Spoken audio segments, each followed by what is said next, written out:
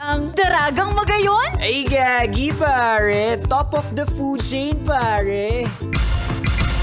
Tara, kape! Tara, kape! Konyo Bicolano at Robin Siena! Gagi, pare. We're not your ordinary DJs. Tara, kape! Tara, kape! Gagi, pare. Feel good too. Awa! Konyo Bicolano! Robin Siena! Kumakain ka ba sa mga, sa mga turo-turo sa mga karinderya? Yes, point or turo-turo. I love dinuguan. I love kare-kare. I Awa. love Bicol Express na galing sa karinderya and all. Mga oo. turo-turo. Awa, Oo. totoo. Alam mo ba bakit turo-turo ang tawag doon? Why? Kasi ituturo mo kung ano yung bibilhin mo. Okay. Oo. Okay. Ipo-point mo lang siya. Ipo-point mo lang siya. Oo. At saka ang usual ng mga turo-turo kasi mga karinderya, Oo. di ba yung iba, tigli-5 putahe lang. Tama Yung naman. sa may Ortigas, yung dating pinagtatabrahuhan ko. Oo, trabahuhan talaga. Tatarabuhan. Yung pinagtatrabahuhan ko, Oo. siguro nasa 50 ang ulam yung meron sila. Wow! Awa. Hindi pa kasama doon yung mga libreng sabaw. Hindi pa. Kasi usually ang sabaw, dalawa din yan eh. Dalawang flavor. It's either chicken, beef, or pork and Ayan, beef. di Mga ba? ganun yan. Tinalo pa yung hot pot. Oh. Pero at the end of the day, MSG lang talaga. Oo. Oy, pero may ibang mga karinderya Oh. ha, na talagang pakulo mula sa buto yung mga sabaw Ay, nila. oo. Yun yung masarap talagang Oo, balik-balikan. depende talaga. Pero kahit ano pang klase ng karinderya yan, Oo. yung mga lutong bahay, ang sarap-sarap talaga kapag sa mga turo-turo at karinderya. Totoo yun nabanggit mo. Yan yung cravings ko the past few weeks. Awa. Mga lutong karinderya. Totoo. Yan. Diba? Yung kahit kakabahan ka kung malinis ba. Oo. Kasi yung iba nagkakasakit dun eh. Totoo. Pero worth it eh. Worth it talaga. Tsaka parang you'll be missing half of your life kapag hindi ka nakakain sa Awa, karinderya. totoo. Tsaka dyan din kasi titiba yung sikmura mo. Totoo. Huwag ka mag-inarte ka, bisyo. Nagtitipid ka.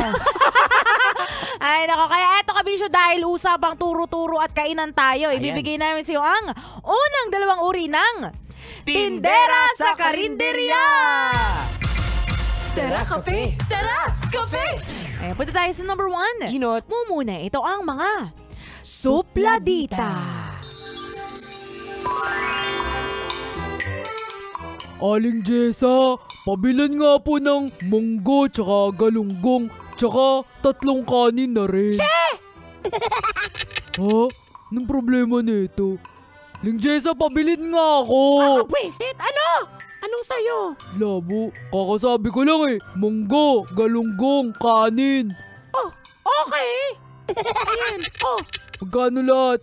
Bad trip, nakakainis. Sus Mariosep. Aling Jessa, may problema ka ba sa akin? Kung ayaw mo magpa-order at magsusuplada ka lang, doon na lang ako sa kabilang karinderya. Bakit ka sumisigaw? Bakit mo ako sinisigawan? Kanina niyo pa po ako sinusupladaan eh. Hindi sorry. Naka-earphones kasi ako. Nakikinig ako sa drama ng Love Radio. Ikaw naman? Ikaw kaya paborito kong customer. Labo.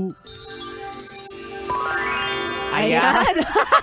Uy, pero legit to hindi kompleto ang karinderya experience mo kapag hindi ka nasungitan Awa. ng nagtitinda sa karinderya dahil sa sukli mo o dahil sa papalit-palit mong desisyon sa ulam mo. Ayan, totoo. Tapos may iba pa kasi mga bumibili, napaka-choosy. Ay, oo. Ate, ayoko nung thigh part. Oo. Gusto ko yung breast part. Tapos pwedeng dagdagan ng sauce. Ayan. Yan. Oh, tsaka, pwede ba tisama mo yung puwet? Kinakain mo ang puwet kapag mahal mo. Ganyan. Actually, Hindi, kapag mahal mo yung karinderya. I mean, kapag mahal mo yung karinderya. ikaw ba kumakain ka ng puwet ng mahal mo? Binalik ko sa'yo. Pwede siguro. Pero masarap talaga yung puwet ng manok. Totoo, Oo. ako pag fried lang. Medyo iwi siya for me kapag tinola. Actually, depende sa karinderya eh. Kapag malinis, okay lang kainin yung puwet ng mahal mo. Usapang puwet pala to. Ay, nako. Pero yun nga na may mga tindera na din, na naka-earphones. Totoo yan. Oo. Hindi ka naman talaga sinusupladahan. Nadadala lang sila ng emosyon. Awa. Pero paalala lang dito sa mga tindera. Oo, ayan. Focus. Oo, nandyan ka po para magtrabaho, ha? Opo. Ay, nako. Anyway, that's number 1. Naman tayo sa last but not least, number 2. Pandua. Pangadwa. Ito ang mga crush ng bayan. Pre, gutom na ako. Tara na, kumain na tayo. Doon tayo sa karinderya ni na Jessa. Ay, Tara. Oo, pre. Gusto ko rin dyan, pre. Sarap kasi, mura na, tsaka ang gaganda pa nung nagtitindaan mo, linis nila.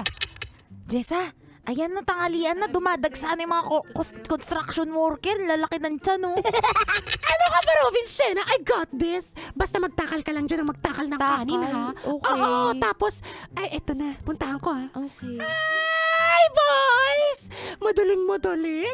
Gutom na ba ang mga tiyan nyo? Ang mga mata nyo? Kakaiba ka talaga, Jessa. Gutom na mga tiyan namin. Isang ampaksiw, tsaka 2 kanin. Sa akin, Jessa, isang pakbet, Bicol Express, tsaka 5 kanin. Gutom na gutom, pre. 5 talaga. Ay, nako! Alam ko namang napa-order kayo ng marami dahil maliban sa masasarap ang ulam namin dito, alam kong masarap din ako at crush niyo ako. Kaya go, order lang! Anong sinasabi mo, Jessa? Kasasabi ko lang, di ba? Gusto mo ulitin ko pa maganda ako, masarap ako, crush niyo ako, ganyan. Totoo namang masarap ulam nyo dito. Pero, hindi ikaw yung crush namin. Sino? Si Totoy Bato. Nandiyan ba siya? Ayan! Oy, legit to ha. Isa sa mga suki talaga ng karinderya, mga construction workers. Oh, wow. Kaya yung mga nagluluto, mga cook dyan sa karinderya, talagang umaaura. Pero sa mga girls dyan, mag-ingat kayo. Oh. Kasi malay nyo, iba na rin yung hanap ng mga yan. Kaya nga.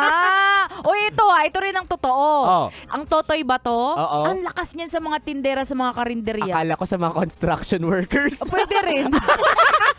Lalo na sa may kinakainan nila dyan sa Maynila, sa may pisngian. Ay, oo. Paborito niya yan eh. Hindi ko alam kung yung pisngi ba talaga yung gusto niya, yung pisngi ng tindera.